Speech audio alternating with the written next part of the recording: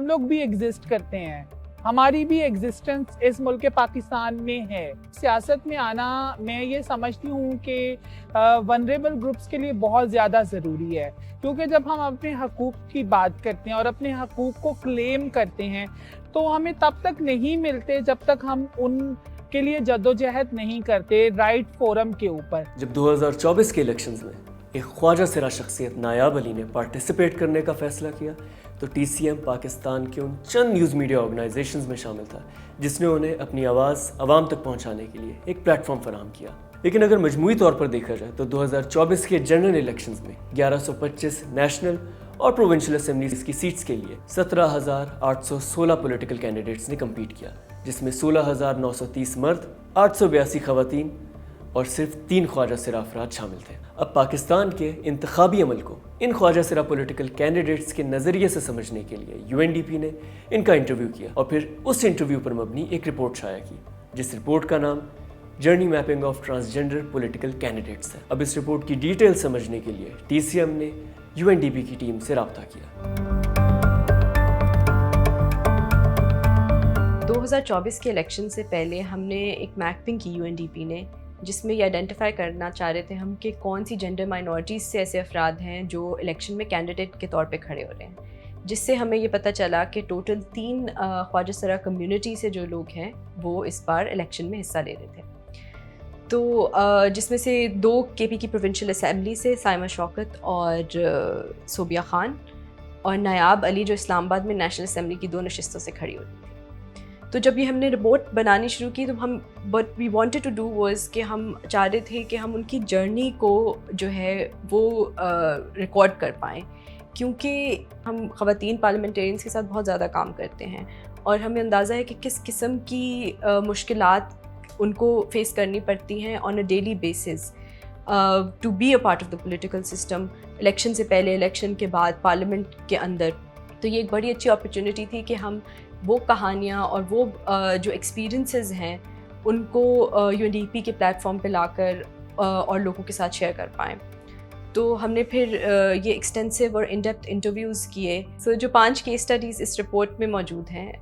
اس میں 3 ایسی خواجہ سرا افراد کے اوپر ہیں جو الیکشنز میں کینڈیڈیٹس کے طور پہ آ رہی تھیں, اور 2 ایسی خواجہ سرا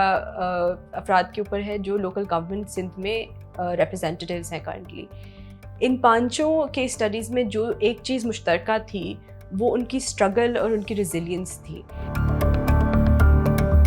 ان خواجہ سرا پولیٹیکل کینڈیڈیٹس کی مشکلات سمجھنے کے بعد UNDP نے پالیسی میکرز کے لیے کچھ ریکمنڈیشنز بھی دی تاکہ مستقبل میں انتخابی عمل میں شمولیت خواجہ سرا افراد کے لیے آسان بنائی جا سکے.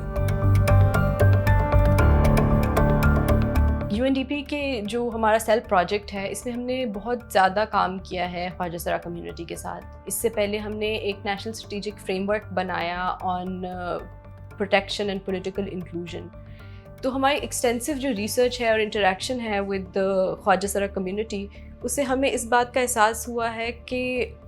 پولیٹیکل انکلوژن کے لیے بہت ضروری ہے کہ ایک بیسک سوشل سیفٹی نیٹ ہو. پولیٹیکل انکلوژن نہیں ہو سکتی اگر سوشل انکلوژن نہیں ہے, پولیٹیکل انکلوژن نہیں ہو سکتی اگر اکنامک انکلوژن نہیں ہے. ایک ایسا خواجہ سرا فرد جو کہ اپنی اس کی روزی روٹی کا کوئی سہارا نہیں ہے وہ سیاسی عمل کا حصہ نہیں بن سکتا. کئی سارے خواجہ سرا افراد جو کہ پڑھے لکھے ہیں, جن کے پاس ڈگریز موجود ہیں, وہ ورک پلیس پر اور مختلف جو اپرچونیٹیز ہوتی ہیں ان کو اویل نہیں کر پاتے, صرف کیونکہ ڈسکرمنیشن اور ایکسکلوژن کا ایک ایلیمنٹ ہماری سوسائٹی میں اتنا زیادہ ہے, خاص کر کے اس کمیونٹی کو لے کے. ہماری ایک جو مین ریکمنڈیشن ہے وہ یہ ہے کہ 5% کوٹا ہونا چاہیے خواجہ سرا کمیونٹی کے لیے اکراس آل انڈسٹریز. اس کا جو کرائٹیریا ہے اٹس ویری امپورٹنٹ کہ اس کرائٹیریا کو ریئلسٹک رکھا جائے. کئی دفعہ ہمارے یہاں ایسی پوزیشنز کھلتی ہیں جو خاص کر خواجہ سرا کمیونٹی کے لیے ہوتی ہیں, لیکن جب ان کی کرائٹیریا کو دیکھا جاتا ہے تو اس میں ایج لیمٹس اس طرح کی لگائی گئی ہوتی ہیں کہ کوئی بھی کمیونٹی کا ممبر اس میں اپلائی کر ہی نہیں سکتا. کیونکہ ہمیں یہ چیز سمجھنے کی ضرورت ہے کہ اگر آپ بیچلرز فار ایگزامپل آپ نے رکھا ہے کسی کا کرائٹیریا, تو آپ کو اس کی ایج لمٹ ایک انسان کے لیے نارمل ڈفرینٹ اس کے لیے الگ رکھنی ہوگی اور خواجہ سرا کمیونٹی کے بندے کے لیے الگ رکھنی. کئی سارے خواجہ سرا کمیونٹی کے لوگ اپلائی نہیں کر پاتے کیونکہ اس قسم کی ایج ریسٹرکشنز کرائٹیریا پہ لگا دی جاتی ہیں. پالیسی لیول پر ایک چیز جو بہت ضروری ہے وہ ریزرو سیٹ کا کوٹا ہے جو پارلیمنٹ ہے اس کے اندر. سو نیشنل اسمبلی میں، پروونشل اسمبلی میں، سندھ میں لوکل گورنمنٹ کے ایکٹ میں ایک نشست خواجہ سرا کے لیے مختص کی گئی، ایک نشست پرسن ود ڈسیبلٹی کے لیے کی گئی. یہ ایک بیسٹ پریکٹس کے طور پہ دیکھی جانی چاہیے. تو ابھی ہم نے لوکل گورنمنٹ جو اسلام آباد میں بھی ایکٹ پاس ہوا ہے اور اس کی امینڈمنٹ کے لیے بھی ہم بہت زیادہ کام کر رہے ہیں اور بہت زیادہ ایڈوکیسی کر رہے ہیں کہ اسلام آباد میں بھی جو لا آ رہا ہے اس میں بھی ایک ریزرو سیٹ ہو فار پرسن ود ڈسیبلٹی اور ایک ریزرو سیٹ ہو کم از کم for transgender persons.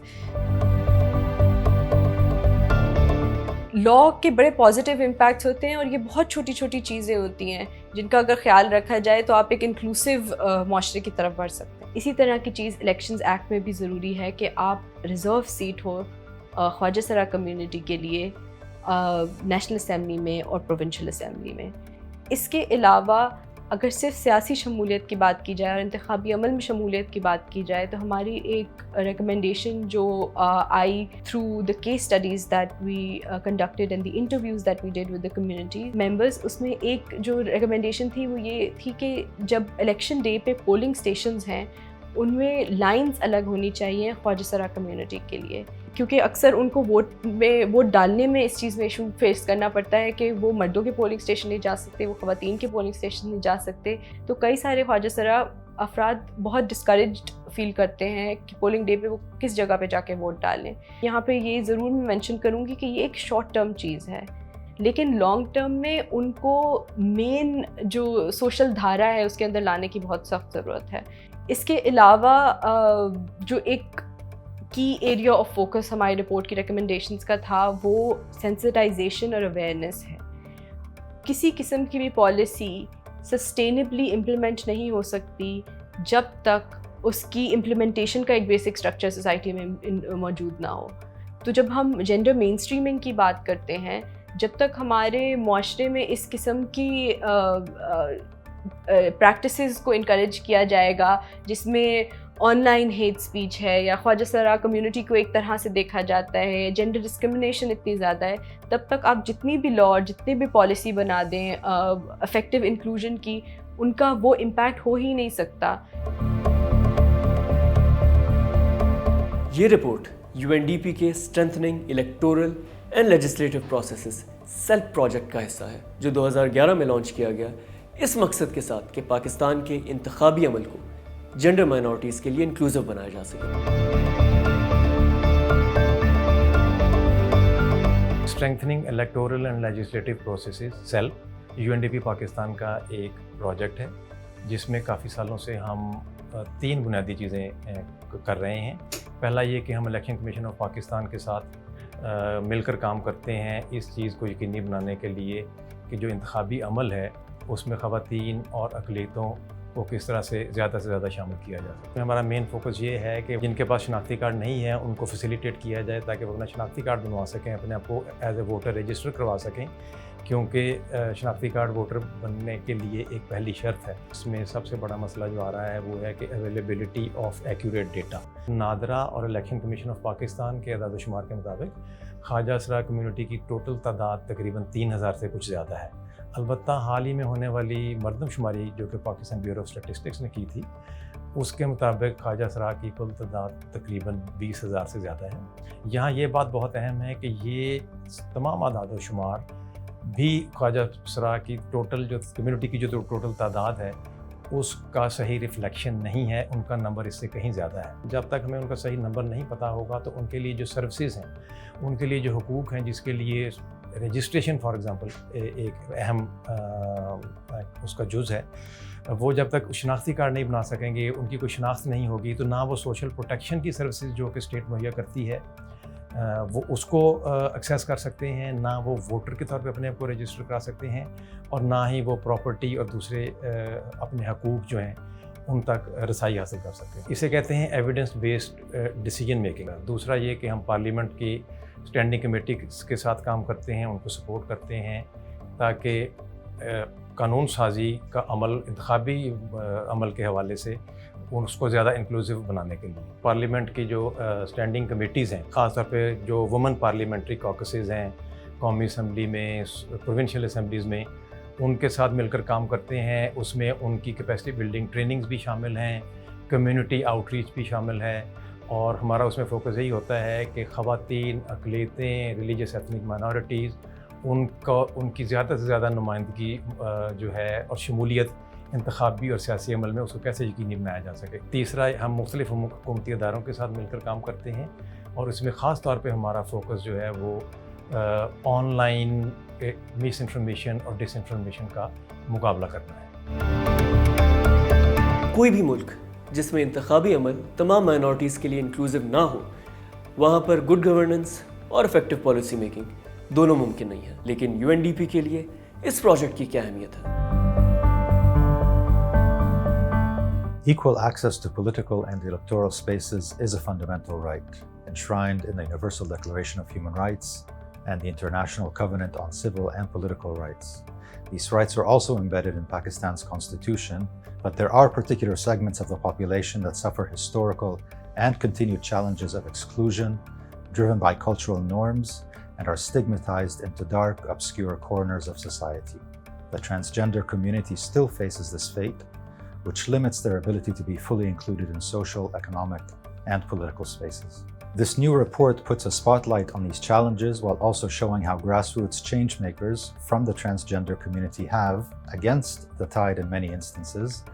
made their voices heard in Pakistan's political and electoral space. This initiative is unique and important to UNDP because it represents our ongoing commitment to engage with the transgender community, not just by supporting their political and electoral participation,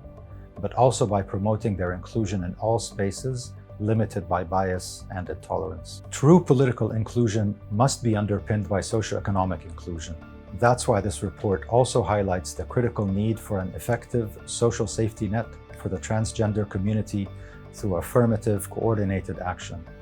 It is therefore crucial that policy and decision makers see inclusion not as a project or a slogan, but as an irreversible commitment. With the assurance of sustained, predictable, decent access to social, economic, and health services, the transgender community can achieve the political and electoral access that is their right, enabling them to speak their own voice alongside all segments of society.